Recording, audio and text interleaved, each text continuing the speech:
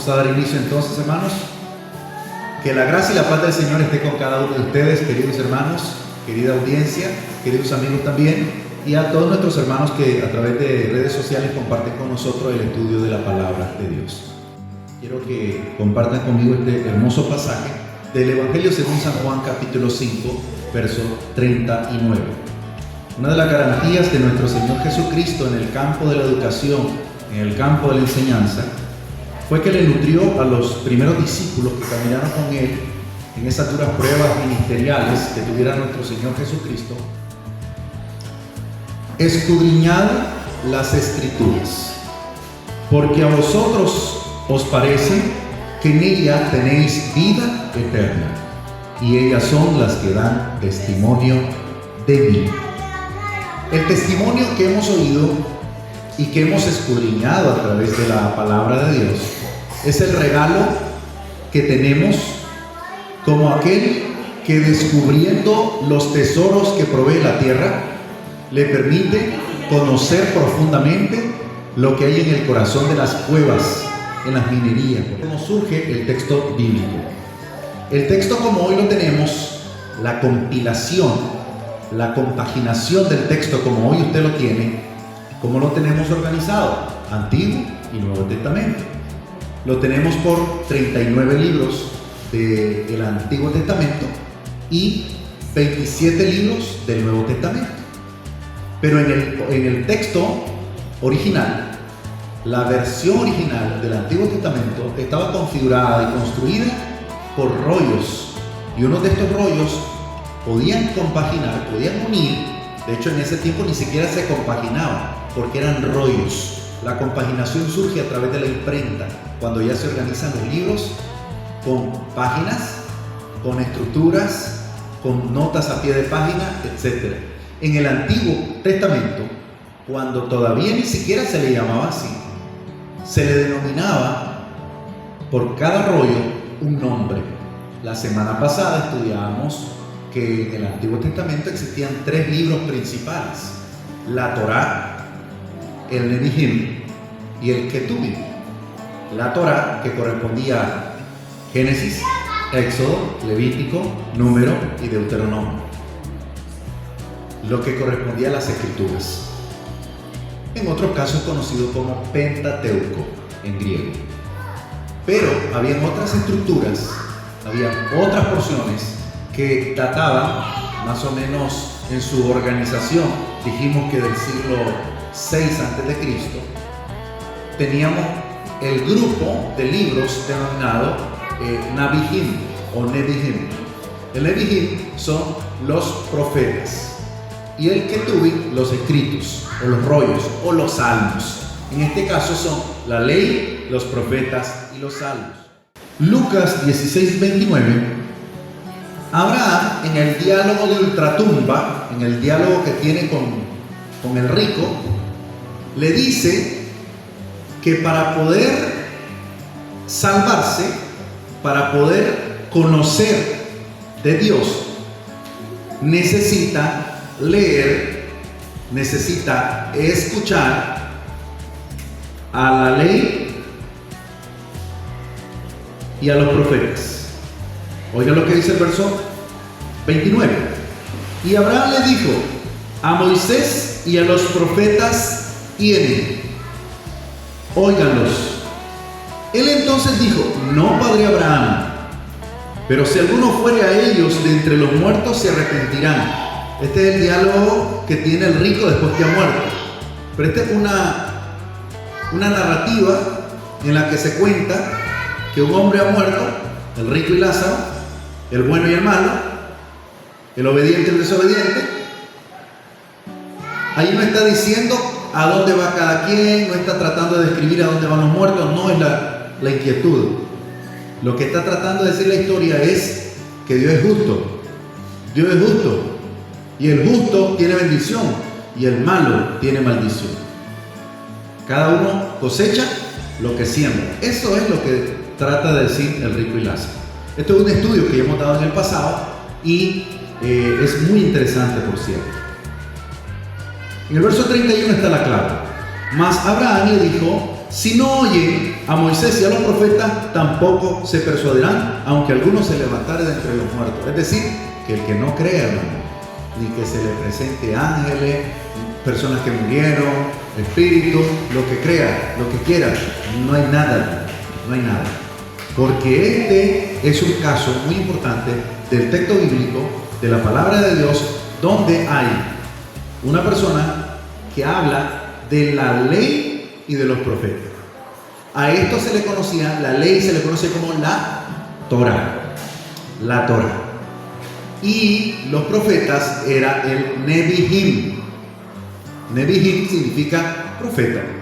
Entonces, en este caso, Nebihim es los profetas, la ley y los profetas. En otras palabras, si lo leyéramos en el hebreo, sería a la Torah y al Nebihim, y a los Nebihim tienen.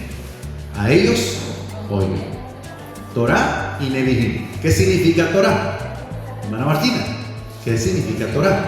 Los 5 rollos, los 5 libros que son el llamado Pentateuco: Génesis, Éxodo, Levítico, Número, Deuteronomio. Que esto se desprende, cada uno de los nombres en hebreo se desprende de la primera y segunda palabra que aparece en cada uno de estos libros. ¿Ha leído cada primer verso de cada uno de estos libros? Pues el texto, en el principio, la palabra principio es Bereshit, eso es Génesis. Génesis es Bereshit, en el principio. Shemot, Shemot significa nombres, nombres. Y el tercero es Vayikra, Vayikra, Levítico, Levítico. Génesis, Bereshit. Éxodo, Shemot. Levítico, Vayikra. Luego viene Bemidbar. Bemidbar se traduce en hebreo en el desierto y significa números, números. Y Devarim es el nombre hebreo dado a repetición de palabras o palabras, que se traduce por Deuteronomio, que es una palabra bien confusa. Hay predicadores que dicen Deuteronomio, otros dicen Deuteronomio, pero es Deuteronomios. O sea, Deutero, repetición. Otra significa otro, otra. Y nomos significa ley. En otra palabra, otra ley o repetición de la ley. Y eso es el libro de Deuteronomio, una reiteración de las leyes del libro de Éxodo. Esto es parte de la introducción nada más de historia del texto bíblico. Reiteramos, es la lección número 3 y esperamos que estén todos con los ojos abiertos, despiertos, porque aquí nadie se nos duerme. Y el que se duerme, le hacemos preguntas. Bueno, ahí todavía está la fecha de la semana pasada, solo usé el mismo marco de estructura. La fecha es 30 de enero. Únicamente es el único detalle. Un error judío. Luego les voy a explicar qué significa un error judío. Un error voluntario. El joven representa muy bien al judío doctor, al judío lector, al judío fiel, que participa dentro de su cultura, dentro de su religión, en esta práctica de conservación de la porción del texto bíblico y la guardaba. En la semana pasada hacíamos lectura del capítulo 6, versículo 4, y hoy lo vamos a reiterar con el fin de que recordemos esta imagen. Cuando usted lee esta porción, usted se va a recordar de esta imagen. Deuteronomio, capítulo 6, versículo 4. Deuteronomio 6, 4. Si hay alguna palabra que a usted le parece interesante o que nunca le ha escuchado, anótela. Y al final usted puede preguntarle a cualquier hermano aquí. Me le pregunta o al hermano Zahir, al hermano Napo o a Harry. Ellos le van a responder cualquier de estas frases que sean inusuales, particularmente hebreas. Entonces, en el capítulo 6, versículo 4,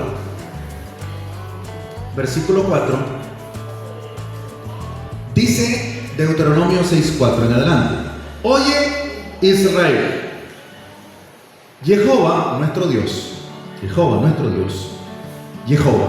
uno es. y amarás a Jehová, tu Dios, tu Elohim, de todo tu corazón y de toda tu alma y con todas tus fuerzas. Y estas palabras que yo te mando hoy estarán sobre tu corazón. Oiga, por eso es que usan la filacteria. Estarán sobre tu corazón y las repetirás a tus hijos y hablarás de ellas estando en tu casa, andando por el camino y al acostarte y cuando te levantes, y las atarás como señal en tu mano y estará como frontales entre tus ojos, y las escribirás en los postes de tus casas y en tus puertas. En otras palabras, ellos tenían eso bien marcado, de tener la porción de la escritura en la frente, en la mano, en el brazo y en el manto. Por eso es que en el manto de Jesús habían pequeñas porciones del texto que no era muy extraño. Al final del manto, los judíos tenían una porción de la palabra de Dios. Cuando aquella mujer con flujo de sangre se acerca al maestro, se acerca no solamente pensando que Jesús es el sanador, sino que el sanador también trae consigo la palabra, y ella se acerca a tocar el borde del manto que tiene la palabra de Dios. Ella tocó el borde del manto. Ella dijo: yo sé que aunque sea que me acerque y toque el borde del manto. ¿Sabía usted que ella no podía andar una filacteria porque ella tenía un problema de flujo, y para ello eso era contaminación? Entonces ella, a través de Jesús quiso tocar la palabra, porque Él es la palabra, Él es el Logos, Él es la palabra, y Él hace patente ese mensaje. De aquí surgieron en la antigüedad los soferim. Los soferim. ¿Qué es un soferim? Un soferim es un escriba judío que se destacaba por narrar el texto antiguo testamentario.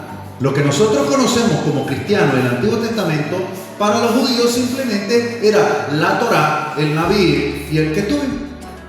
Eso es todo. Para ellos es eso: la ley, los profetas y los salmos. Las escrituras, que eran los salmos, los escritos, los profetas y la ley. En otras palabras, este conjunto de tres obras grandes que nosotros tenemos desde Génesis, Éxodo, Levítico, Número, Deuteronomio, Josué, Jueces, Ruth, primera y segunda de Samuel, primera y segunda de Reyes, primera y segunda de Crónicas, Esdras, Nehemías, Esther, Job, Salmos, Proverbios, Eclesiastés, Cantar de los Cantares, Isaías, Jeremías, Lamentaciones, Ezequiel, Daniel, Oseas, Joel, Amós, Abdías, Jonás, Miqueas, Nahum, Habacuc, Sofonías, Ageo, Zacarías y Malaquías corresponden al Tanaj. Al Tanaj. Eso es el Tanaj. Esa es la estructura del Antiguo Testamento.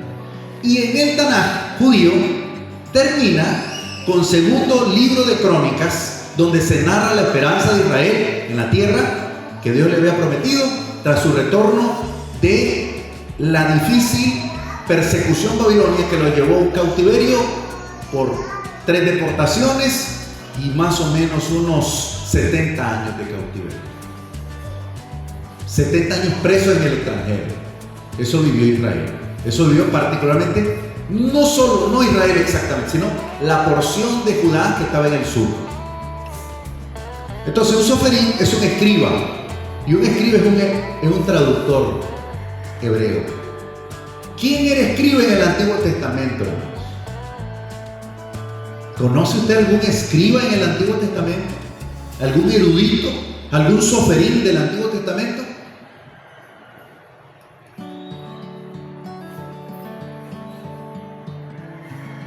Yo conozco varios soferim del Antiguo Testamento. Ayúdenme ustedes, que se me han olvidado. Ayúdenme, por favor. Entonces, tenía la facultad, mientras van pensando en la respuesta, medítela muy bien. Tenía la facultad de transcribir la Torá y los textos religiosos como los referentes a la colocación del tefilín. El tefilín era básicamente esto que usted ve aquí, que es lo mismo que una filactería. Entonces, usted tiene aquí porciones y en algunos casos aquí se ponían con la inicial del verso bíblico, le ponían la letra hebrea al inicio. En este caso, ahí tenemos una letra hebrea en la imagen, usted la logra observar por aquí. Entonces allí usted va a encontrar contenido, pequeños rollos del texto. O sea, un rollito minúsculo, pequeñito, pero ahí está el texto. Estaba hecho a medida de cada uno de los jóvenes, niños, adultos, damas, caballeros judíos que amaban la palabra. Es como que hoy usted tenga la palabra de Dios en su casa. Que usted dice, yo soy cristiano, aquí tengo mi Biblia, aquí tengo el texto bíblico. No solo como un adorno, no solo como un atuendo, sino como una forma de vida. Entonces usted no le da pena dar una Biblia. ¿Por qué le va a dar pena? ¿Por qué le va? Este hombre que usted ve en la imagen no lo ve triste, hermano. Lo ve feliz. Este es un joven. El joven está contento. Este joven los transmite a nosotros que él ama su doctrina, su enseñanza, lo que él aprendió. Y nosotros, como cristianos, no podemos rehusar lo que hemos creído, ni siquiera podemos dudar de amar la palabra. Es algo que no podemos nosotros temer. Por otro lado, tenemos también el Tarjumes. Tarjumes es el uso plural del Targum. Targum en hebreo significa y es una interpretación en el idioma arameo de la Biblia hebrea. O sea, que se trata de interpretar porciones bíblicas, libros enteros incluso. Hay libros enteros del Antiguo Testamento que son como explicados en un volumen llamado Targum o Targum. En este caso, son porciones interpretadas del texto con el uso de explicar aspectos difíciles de entender. En este caso, los tarjumes fueron compilados desde finales del Segundo Templo hasta comienzos de la Edad Media, o sea, finales del primer milenio. En este caso, la palabra aramea Targum simplemente es interpretación. ¿Qué intérpretes del Antiguo Testamento funcionaba como soferín? Dijimos que soferín es un escriba, un erudito, un doctor de la ley. ¿Quiénes cumplieron esa función en el Antiguo Testamento? Estamos hablando del Antiguo Testamento. Lucas es un poquito más contemporáneo, ¿verdad? ¿Ah? Moisés funciona más como profeta y narrador. También como legislador. Como legislador, pero no necesariamente como soferín. Soferín es más posterior. Veamos uno, hay varios, pero vamos a ver uno. Vayamos a Nehemías 8:8. Ya en función, como soferín, entra un personaje llamado Esdras. Esdras cumple la función de un soferín en el Antiguo Testamento. Y estamos hablando que es de los más completos, porque ya en el libro de Esdras, capítulo 4, capítulo 6, usted encuentra que Esdras es denominado doctor de la ley. Un especialista, un hombre estudiado. Y esto para nosotros hoy día, quien diga, ay, es que ¿para qué voy a estudiar en un instituto bíblico? ¿Para qué voy a ir a una escuela bíblica? Si Dios nos va a dar la luz, Dios nos va... Cuento, hermano. Está equivocado. Porque en la antigüedad los doctores de la ley, los maestros de la ley eran especialistas. Necesitaban ir a educarse. Entonces no podemos nosotros hoy, en pleno siglo XXI, en la era digital, con la inteligencia artificial que la tenemos encima, con el avance tecnológico tan grande, decir que nosotros no vamos a tener la capacidad de tener gente preparada enseñando la escritura. Muy por el contrario, nuestra demanda es que cada vez vayamos preparándonos más. Veamos Nehemías 8:8.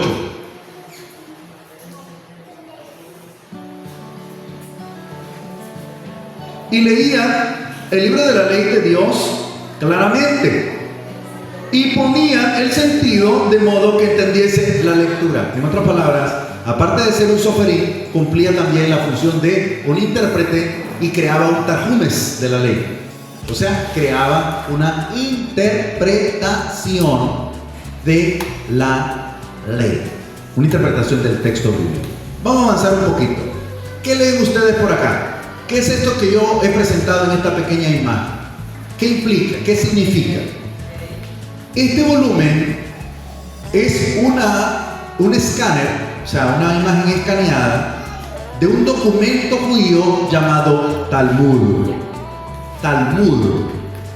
Y el Talmud es una compilación de dos obras literarias muy importantes que datan de los siglos 4 y 3 antes de Cristo, y que fueron compilados a través de un trabajo profundo entre los cuales personas, eruditos de Babilonia, eruditos judíos, personas involucradas con el texto judío, con los documentos judíos, trabajaron el texto de dos volúmenes que comparten este documento general. Este documento general se llama Talmud, pero en el Talmud hay dos documentos, que está la Mishnah y la Gemara. Mishnah y Gemara son dos textos que forman parte del Talmud.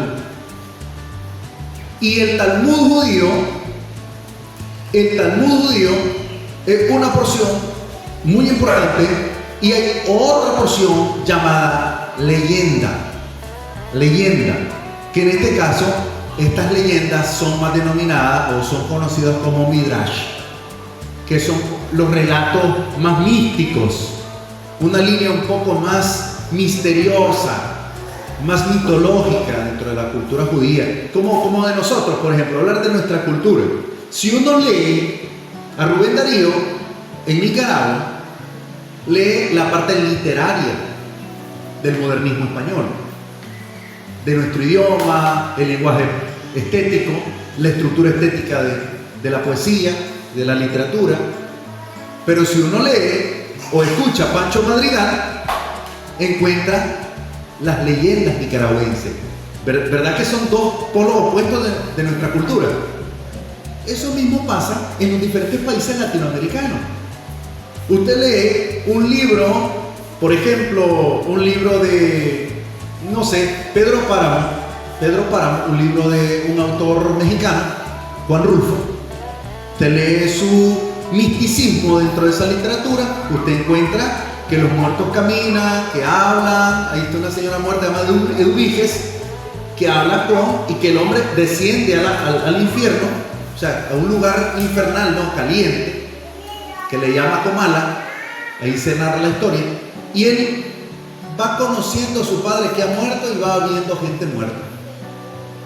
Eso forma parte de la cultura mexicana. Los alebrijes, ¿ya saben qué es un alebrije? Son animales combinados con diversos colores exóticos que son como acompañantes para cuando la persona ha muerto, lo llevan supuestamente.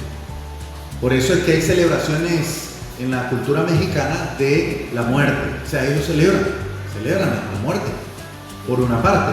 Y por el otro lado, tenemos literatura mexicana que es netamente psicológica, o que narra aspectos que son literarios, y que usted va a ver en cada sociedad latinoamericana, europea, incluso americana, estadounidense, canadiense, que usted va a ver por lo opuesto entre lo que es literario, la realidad, sus normas, su cultura, y por el otro lado sus mitos, sus leyendas, sus hábitos, sus costumbres, sus ideas más internas, su mitología. Y en este caso se le conoce a esta línea, a la otra línea del Midrash, se le conoce que dentro del Midrash hay una literatura que se conoce como la Cábala. Y estos estudios cabalísticos hebreos, judíos, son como más mistéricos, incluyen un poco de misticismo. Por lo menos es bueno conocerlo, pero no es tan recomendable que usted se sumerja en eso, porque quizás no lo va a edificar demasiado. Muchos de estos temas apocalípticos, misteriosos, legendarios, forman parte de una explicación más amplia de la Midrash, o del Midrash y del Talmud. Por eso muchos de los temas que en el Nuevo Testamento no aparecen aclarados, cuando usted conoce esta historia, por ejemplo, del ángel que azota el agua en el capítulo 5 del libro del Evangelio de San Juan, usted mirará de dónde sale esta historia. Esta historia no aparece en el Antiguo Testamento, pero sí aparece en la Mishnah. Y la Mishnah se relata cuál era la idea que se tenía de que un ángel tocara el agua, y básicamente lo que tenía que ocurrir es que una línea marcada en el concreto de la pila donde se tenía que meter la persona entraba, pero ya el nivel del agua no era el mismo. Necesitaba tener la misma altura el agua consistente en el momento que el ángel descendiera. Pero la pregunta es esta: este hombre pasó 38 años intentando entrar a esa piscina, a esa fuente, y nunca logró encontrar sanidad. El texto lo que trata de decirnos es: todas estas leyendas judías, obra de la Mishnah, obra de muchos autores importantes de la era cumbre de los rabinos judíos, nunca les sanó. Pero Jesús llegó a la hora correcta, a la hora precisa, y le dijo: ¿y tú qué estás haciendo? Es que cada vez que yo entro tarde al agua. Entonces Jesús le dijo: si tú crees, toma tu lecho y anda. Sé que el hombre creyó. 38 años obedeciendo a una leyenda. Solo le bastó un segundo acercarse al maestro. Un segundo. Todas las ideas que uno tiene son muy diversas, pero solo le basta a usted acercarse al maestro un momento. Usted anduvo peregrinando en muchas doctrinas, caminando en muchas enseñanzas, pero le bastó un segundo escuchar la palabra concretamente. Le basta un momento para conocer al maestro, sin los filtros que nos pone la ideología religiosa actual, el mundo religioso actual, el mundo religioso que le pone trabas al creyente, le pone peaje al cielo, dijo un pensador de este pueblo, amigo nuestro, abogado. Dice: el mundo religioso actual le pone peajes al cielo. Nosotros no podemos ponerle trabas, ni siquiera al conocimiento. Hay que abrirnos paso a eso. Entonces el Talmud y el Midrash forman parte de este compendio literario judío profundo. Mishnah o Mishnah, del hebreo Mishnah, estudio, repetición.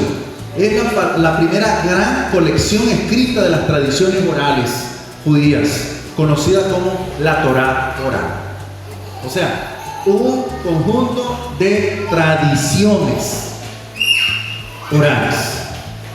Y en este caso teníamos la Mishnah y teníamos el Talmud, el conjunto de la Mishnah y la Gemara para conformar el Talmud. Una es la tradición y la otra la interpretación. Y en esta otra estructura del Zohar tenemos las leyendas, las ideas, los mitos, las leyendas. Tratan de interpretar la Torá. El Zohar es un comentario cabalístico de la Torá, mientras que el Midrash es un método de interpretación. Eso de exegético, sé que es una palabra un poquito prematura estudiarla ahora. En su momento lo vamos a estudiar mejor. El método exegético era lo que estábamos estudiando anteriormente con el análisis, la interpretación, escudriñar el texto. ¿Qué interpreta el texto de la Escritura? En este caso, era un análisis de la Torá. Bueno, y en la Torá aparece, o sea, en Génesis, incluso hay varios santos históricos de temas que son bien curiosos dentro de Génesis, Levítico, Número. O sea, hay mucho misticismo. Uno de ellos, por ejemplo, aparece en el capítulo 16 del libro de Levítico. Allí hay un tema que se desprende en el capítulo 16, que es místico. Místico, cuando impone la mano sobre el animal y el animal va a huir. Eso lo vamos a estudiar en otra clase. Pero les dejo la inquietud de algunos temas bien importantes.